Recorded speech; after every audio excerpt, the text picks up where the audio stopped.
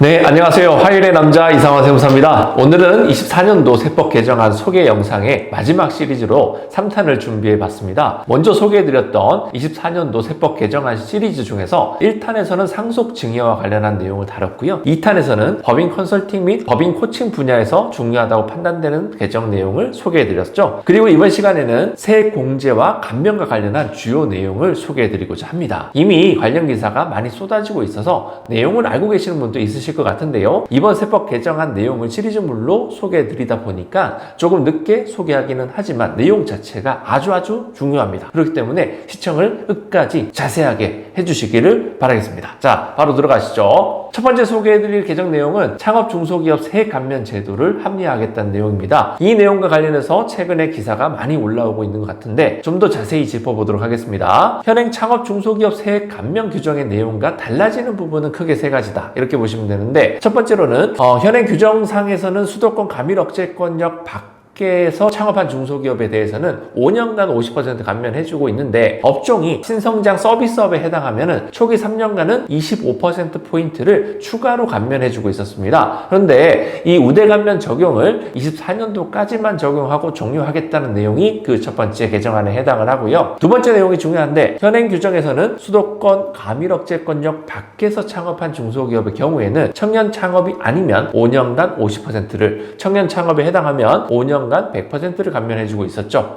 하지만 이 감면율을 조정하겠다라는 것인데 수도권 가밀억제권역 밖을 세부적으로 다시 구분합니다. 가밀억제권역이 아닌 수도권하고 수도권 밖으로 이렇게 두 가지로 쪼개서요. 가밀억제권역이 아닌 수도권에서 창업한 경우에는 청년 창업이 아니라면 5년간 25% 그리고 청년 창업에 해당한다면 5년간 75% 감면해주는 것으로 감면율을 하향 조정하겠다라는 부분이고요. 한때 유튜버들 사이에서 송도에 사무실을 두면 5년간 세금 한 푼도 안 낼 수 있다는 정보가 돌면서 화제가 된 적이 있는데 앞으로 100%의 감면은 없어질 가능성이 높다. 이렇게 보시면 되겠습니다. 정부에서는 균형 발전과 과세 형평을 제고하기 위한 개정이다라고 밝히고 있고 이 개정안이 통과가 된다고 해서 감면율이 바로 조정되는 것은 아닙니다. 2026년도 1월 1일 이후 창업하는 분부터 바뀐 감면율을 적용될 것으로 보입니다. 자, 세 번째 내용은 창업 중소기업 세액 감면에는 추가 감면 제도를 두고 있었는데 추가 고용을 통해서 상시 근로자 수가 전년도보다 증가하면 그 증가율의 50%만큼을 추가로 감면 또 해주겠다는 내용이었죠. 그런데 이 고용순대 추가 감면을 상시 근로자 증가율의 50%에서 100%로 상향하겠다는 것이 창업 감면과 관련한 세 번째 개정안의 내용입니다. 정리해보자면 수도권에서 창업에 대한 기본 감면율은 낮추되 고용 증대로 인한 추가 감면율은 더 높여주겠다라는 방향으로 개정된다라고 보시면 되겠네요. 그리고 현행 창업 감면에 대해서는 감면 한도가 없었는데 감면 한도를 연간 5억 원으로 제한하겠다라는 내용도 포함이 되어 있겠습니다. 이 감면 한도 부분은 개정안이 통과된다라면 25년도 1월 1일 이후에 창업하는 분부터 적용될 것으로 보입니다. 첫 번째 내용이 창업 감면에서 방대했습니다. 자, 두 번째 내용 바로 들어가 보겠습니다. 통합 고용 세액 공제와 관련한 내용입니다. 과거 세법 개정을 통해서 23년도부터는 기존 고용 증대 세액 공제와 정규직 전환 세액 공제, 육아휴직 복귀자 세액 공제 등이 합쳐진 통합 고용 세액 공제가 신설되었죠. 현행 통합고용 세액공제의 지원 대상을 확대하고 유형별 지원 방식을 개편하겠다라고 하는데 그 내용을 또 한 번씩 살펴보겠습니다. 자, 우선 현행 통합고용 세액공제 대상 상시 근로자에는 1년 미만 기간제와 초단시간 근로자, 즉 15시간 미만 근로자는 제외가 되었었는데요. 이번 세법 개정을 통해서 1개월 이상 1년 미만 기간제와 초단시간 근로자도 적용 대상 상시 근로자에 포함하겠다라는 부분이 파격적으로 들어갑니다. 그리고 현행 통합고용세액공제는 고용인원 증가수에서 법에서 정한 1인당 공제액을 곱해서 세액공제 금액을 산정하도록 되어 있었는데 이번 세법 개정을 통해서 고용인원 증가수에 곱하는 1인당 공제액도 올려준다라는 부분인 거죠. 계속 고용인원이 유지되거나 증가하는 경우에 한해서는 인건비 증가율 수준에 따라서 인건비 증가분의 10%에서 최대 40%까지 추가적인 세액공제 또 해주겠다는 식으로 개편된다는 부분이에요. 엄청난 해당 사항이 됩니다. 혜택이 되겠죠. 계산 방식이 다소 복잡해지는 경향도 있다. 하지만 어찌되었던 고용 증가와 인건비 증가 기업에 대한 세제 혜택이 현행보다 아주 커지는 쪽으로 개정된다라고 보시면 될 것 같습니다. 구체적인 계산 방식 등에 대해서는 세법 개정안 통과되고 세법에 대한 내용이 반영되는 그때 다시 한번 소개해드리는 시간을 가지도록 하겠습니다. 자, 세 번째로 소개해드릴 내용은 통합고용세액공제에 대한 개정 내용인데요. 연결되는 부분인 거죠. 현행 통합고용세액공제는 사후관리 규정을 두고 있습니다. 세액공제를 적용받는 회사의 고용인원이 감소하게 되었다라면 기존에 받았던 세액공제 중에 일부 또는 전부를 토해내, 이런 이슈가 있었다 부분인 거죠. 그러나 앞으로 고용이 감소될 것이 예견되어 있는 회사는 올해 고용이 증가했더라 하더라도 이 세액공제를 적용받지 않는 경우들이 왕왕 있었다라는 부분인 거예요. 세무사 사무실에서도 얘기하는 게 지금 받아놨다 하더라도 내년에 감소되면 토해낼 건데 뭘 이렇게 열심히 받으십니까? 이런 내용이 있었다라는 부분이에요. 근데 이번 세법 개정을 통해서 이 사후관리 규정이 삭제되고 대신 계속 고용 인원이 유지되거나 증가하게 되면은 1년간 추가 공제를 적용해주겠다라는 당근 내용이 들어간다는 내용이에요.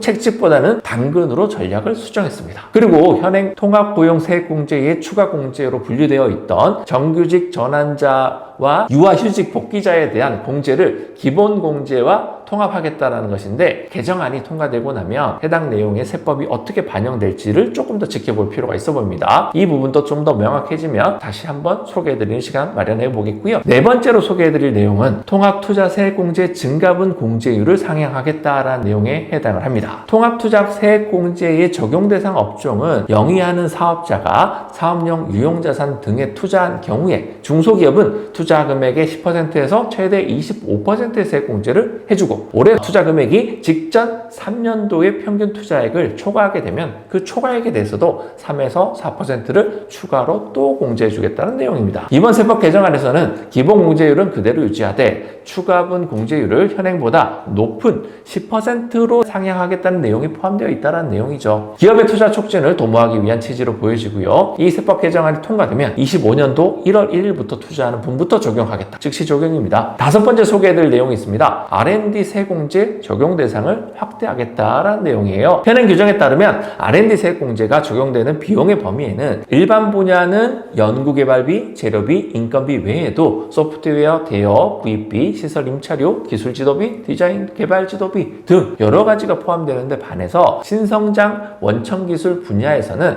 연구개발비, 재료비, 인건비 여기만 포함되어 있었다는 부분이에요. 하지만 이번 세법 개정을 통해서 신성장 원천기술 분야에 대해서도 소프트웨어 대여, 구입비, 시설 임차료 등을 포함시키는 내용으로 개정이 된다라고 합니다. 자, 여섯 번째로 소개해드릴 내용이 있습니다. 지방 이전에 대한 세제 지원 제도를 정비하겠다는 내용입니다. 지방 이전에 따른 세제 지원 중에서 공장을 지방으로 이전하는 기업에 대한 법인세 감면 규정이 있는데요. 현행 규정에 따르면 수도권 가밀억제권역이 아닌 수도권 내로 이전하는 경우에는 5년간 100% 그리고 2년간 50%를 감면해주고 있었는데 이 범위를 좀 축소시키겠다. 수도권 내 중에서도 인구 감소 지역으로 이전하는 경우에 한해서만 5년간 100%, 2년간 50% 감면을 적용해주겠다는 내용으로 개정된다는 부분이죠. 그리고 감면 요건도 정비하겠다는 건데 현행 규정상으로는 공장 또는 본사의 지방으로 이전한 기업에 대한 감면 규정을 적용할 때 그 대상으로 가밀억제권역에서 3년 갈로 열고 공장 이전 중소기업은 2년 이 이상의 사업을 영위한